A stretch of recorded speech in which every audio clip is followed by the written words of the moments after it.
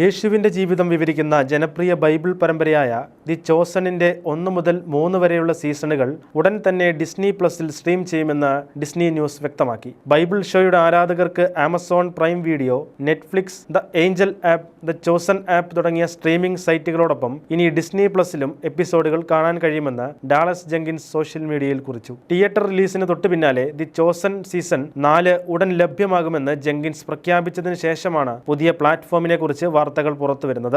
The chosen വരുന്നതോടെ ഡിസ്നിയുടെ പ്രതിച്ഛായ മികച്ചതാകുമെന്ന് നിരീക്ഷകർ വിലയിരുത്തുന്നു. ദി ചോസൻ ഉൾപ്പെടുത്താനുള്ള തീരുമാനം കൂടുതൽ യാഥാസ്ഥിക വരിക്കാരെ തിരികെ കൊണ്ടുവരാൻ സഹായിച്ചേക്കുമെന്നും കരുതപ്പെടുന്നു.